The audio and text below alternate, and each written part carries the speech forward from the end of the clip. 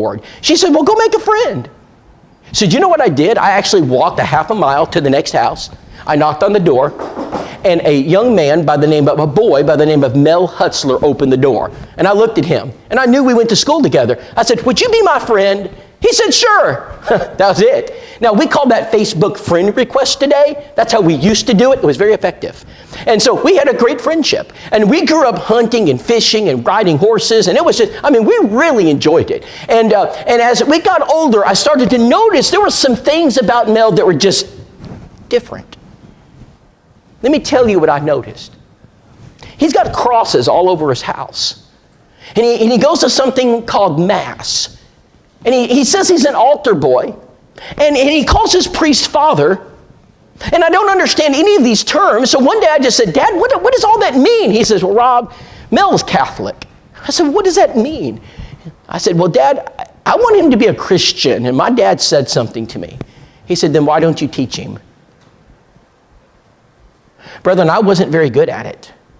I didn't know what to say. So what I did from time to time as we grew older, I probably started this about 8th grade. And moving forward into high school, I decided that I would read Bible passages and Mel and I would just talk about them. One of the Bible passages we read was the Ethiopian eunuch. And I said, well, Mel, why in the Bible does the Ethiopian eunuch go down into the water and you sprinkle babies? He said, well, I don't know, but I'll find out. He never did. Then I said, we just read this passage, Mel says, it's called no man your father, but your Father who art in heaven. Why do you call your priest father? He says, I don't know, but I'll find out. He never did. I said, Mel, the Church of Christ is in the Bible. Can you find me the Catholic Church in the Bible? He said, oh, I know it's in there somewhere. It's not. We did that for 5 years.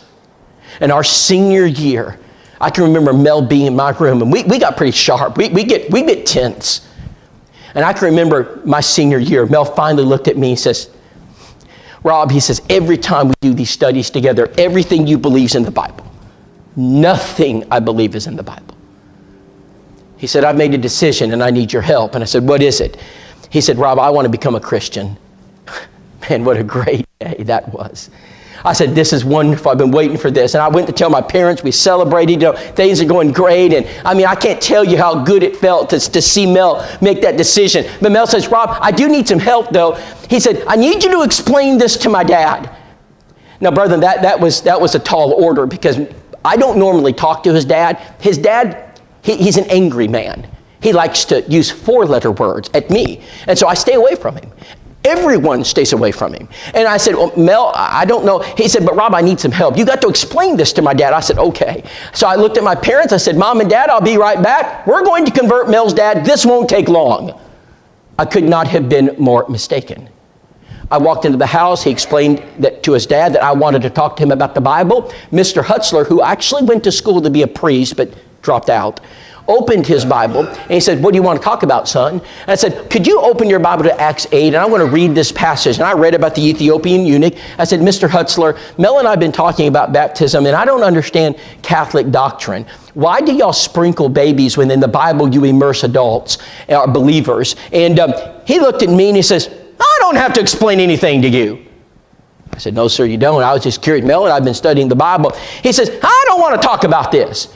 I said, we don't have to talk about Mr. Hutch. And Mel looks at his dad. I said, Dad, no, I've been doing these studies. There's some questions. We're not talking about this anymore. And he shut his Bible. And I said, well, Mr. Hutzler, we don't have. And Mel began to engage his father. It did not go well. And the more we talked, the angrier the man got. Finally, he took his wallet out of the back side of his pants pocket. He looked at me. He threw it at me like a fastball. It barely missed. And he said, get out of my house. You get out of my house right now. Mel looked at me and says, Rob, my dad is violent. He will hurt you if he gets to you. Mel basically shielded his dad from me. And he carried me out of the house. Brethren, I ran home. And I crawled into the arms of my mother. I just lost my best friend. I have never been more afraid in my life. I said, Mom, I don't understand. All I did was read the Bible. She said, son, I can't explain it to you. I don't know. 9 o'clock that night, the doorbell rang, and when we opened the door, on the other side was Mel Hutzler with 2 suitcases in his hand.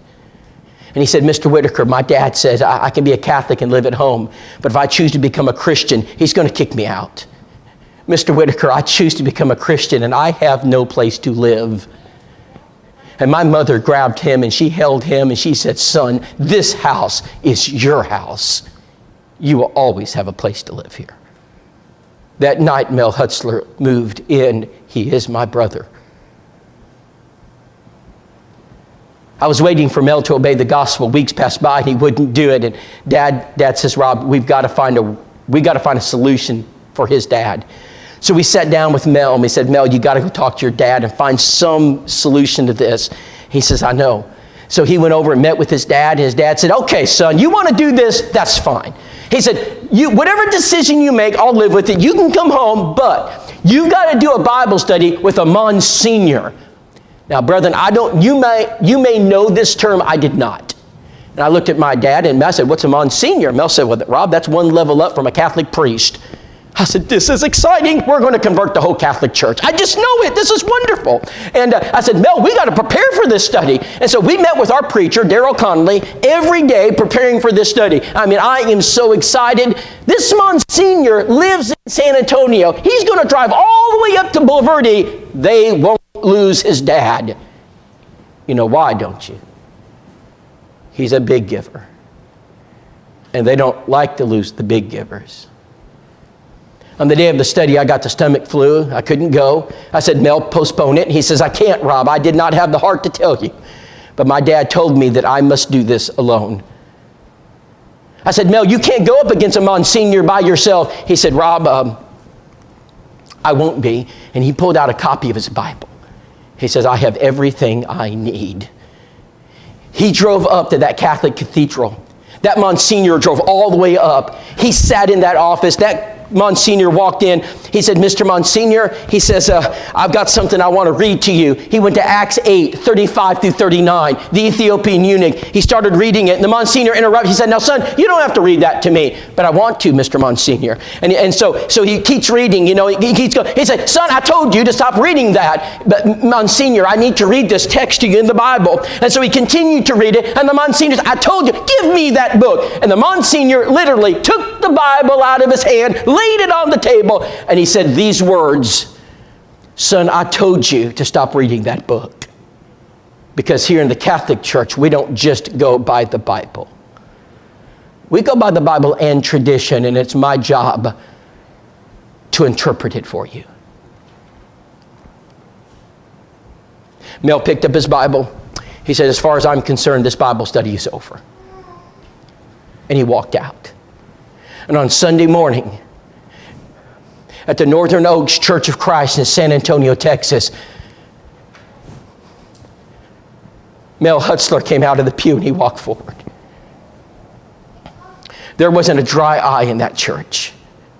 And I saw the bravest man I've ever met. A man that chose his heavenly Father over his earthly father, and he was baptized. 2 years later, Mel Hutzler and I went to preaching school together. This morning, Mel Hutzler graduated. That's our graduation picture. And he is a gospel preacher. And he is preaching at the Northern Oaks Church of Christ, where he was baptized.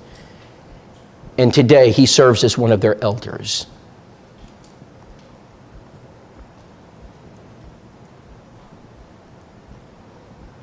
Jesus said, I say unto you, lift up your eyes and look on the fields, and they are white unto harvest. Brethren, they are white unto harvest in India, and we're baptizing them by the boatloads. They're white unto harvest in Tanzania, and we're baptizing them. They're white unto harvest in Costa Rica and Honduras, and we're baptizing them.